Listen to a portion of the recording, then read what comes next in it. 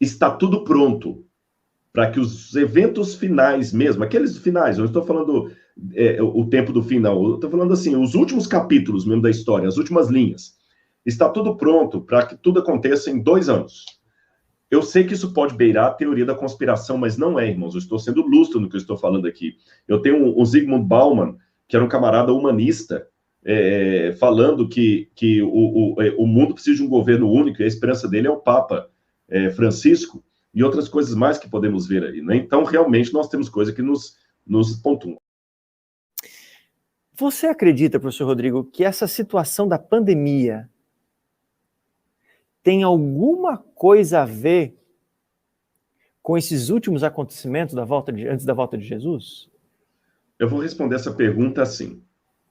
Por favor, dê-me a liberdade de responder agora em nome do Rodrigo. Não estou falando em nome da igreja, nem do NASP. É o meu nome, passivo de erro. Passivo de erro.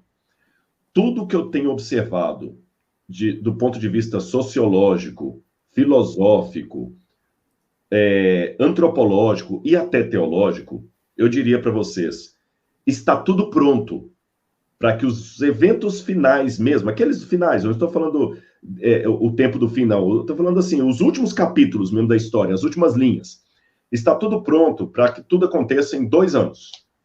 Há condições.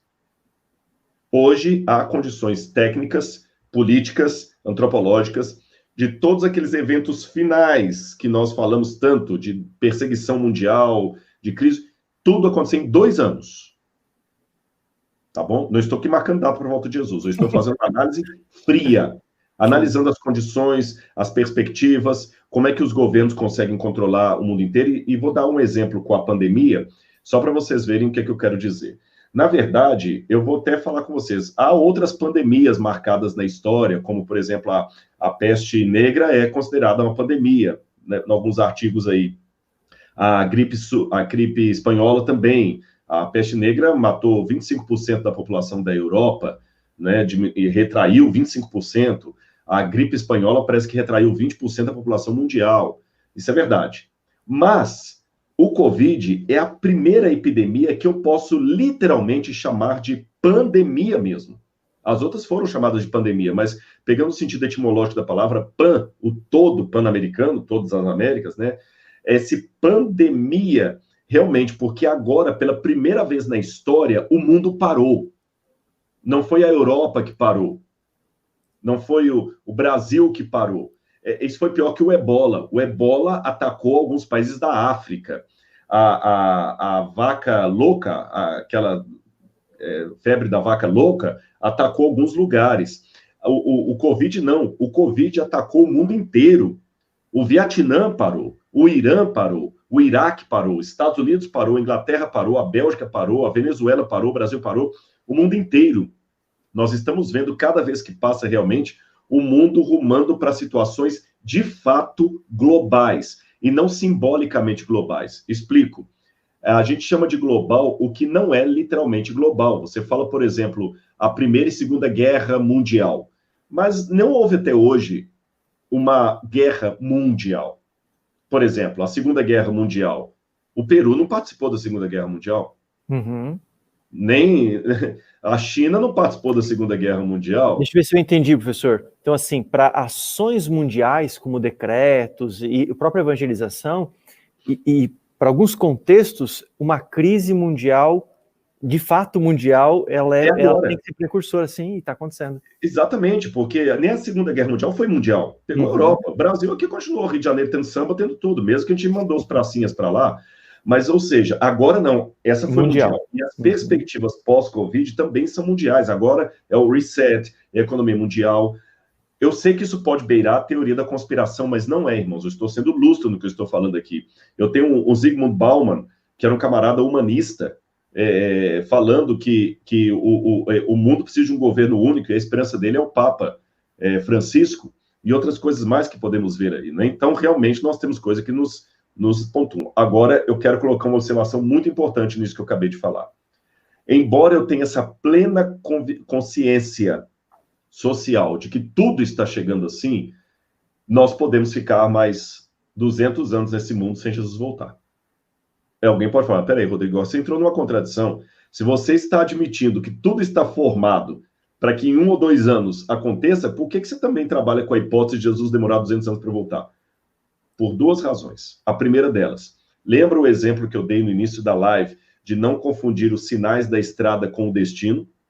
Uhum. Se eu ficar preso demais nessas coisas e começar a ler mais tendências mundiais e teoria da conspiração do que estudar a palavra de Deus, eu vou ficar olhando mais para os sinais do que o meu objetivo, que é a volta de Jesus. E segundo, a Bíblia me mostra que mesmo o mundo estando maduro para o cumprimento de uma profecia, se o povo de Deus não corresponder ao chamado, Deus atrasa. Uau, professor, isso é muito sério. Deixa eu ver se eu entendi. O senhor está querendo dizer que a atitude do povo de Deus pode fazer com que a promessa que estaria pronta para ser concluída pode ser atrasada, pode ser retardada? Pode não. Aconteceu no passado, muitas vezes. Eu posso dar uns 2 exemplos bíblicos ou 3. Deus levantou Moisés. Eles passaram o sangue do cordeiro. Chegou o tempo de sair do Egito. Chegou o tempo de sair do Egito. O povo estava, profeticamente, chegou o tempo de acabar a escravidão, porque Deus tinha falado lá atrás para Abraão, eu não vou te dar a terra agora, porque ainda não se cumpriu o tempo dos amorreus. E quando você conta de Abraão até o Êxodo, o tempo dos amorreus acabou ali na época do Êxodo.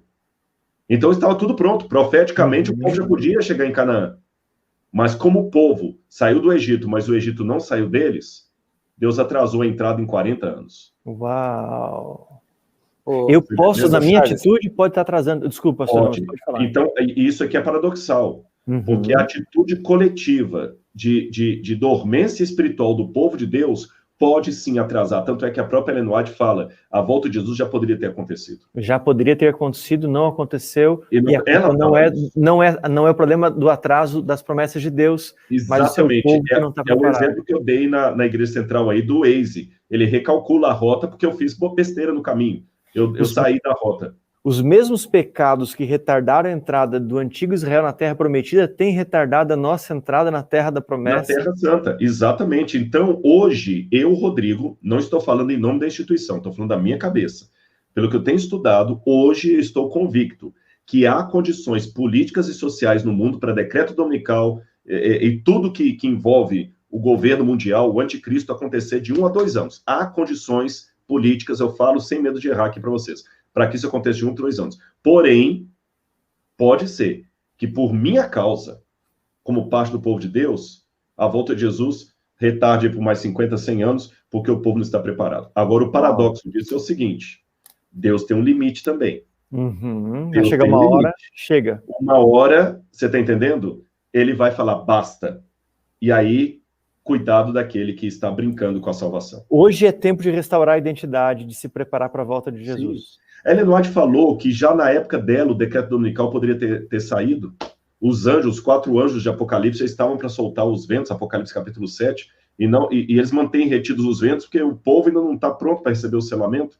Isso é muito sério, muito sério. Nós temos que buscar o Espírito Santo mesmo, reavivamento, pregar a palavra, amar o nosso semelhante. Desculpa eu fazer uma propaganda aqui, eu acho que vocês não vão brigar comigo, que isso não foi combinado, mas essa semana eu estou respirando Adra.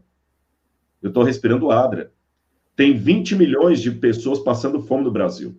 Nós somos 2 milhões de adventistas. Nós podemos fazer algo para mitigar a fome, pelo menos uma parte desse. A Adra está aí. Eu acabei de sair de uma outra live agora. Antes dessa, para pedir pessoal para ajudar a Adra. Adra, irmãos, evangelho, e permitam-me falar isso até com uma certa paixão aqui, evangelho é um avião que precisa de 2 asas para voar. A asa da proclamação e a asa da caridade. Não se voa cortando uma das asas. Se você só tiver caridade, mas não pregar para eles o evangelho, você tá voando com asa sem asa. Se você só pregar o evangelho, mas não der a caridade a quem está precisando, você também não vai levantar voo. Então, é o método de Cristo, né? Proclamação e caridade. Amor. Amar a Deus sobre todas as coisas é o meu próximo. O método de Cristo, né? Jesus fazia isso, né? Ele alimentava, curava. Então, vamos ajudar a Adra, procure lá o site @AdraBrasil, e além de ajudar a Adra, você também pode ser uma Ada onde você estiver aí. Procure no seu bairro, na sua rua, tem gente passando fome e você com a despensa cheia. Isso também é restaurar a identidade. Roupa, tira outra. Isso é princípio de mordomia cristã. Entrou uma roupa nova, sai outra, não velha, que você ainda usaria, mas para dar para o seu semelhante. Tem um irmão que perdeu o emprego por causa da guarda do sábado, a igreja tem que abraçar essa família, tá certo? Tem que adotá-los. Quando Ellen White fala no livro Beneficência Social, quando o povo de Deus demonstrar esse amor e espelhar a atitude de Cristo com os pobres e tudo, Deus os virá para reclamá-los como seus. O caráter de Cristo refletido no seu povo é o grande momento para ele poder resgatá-los.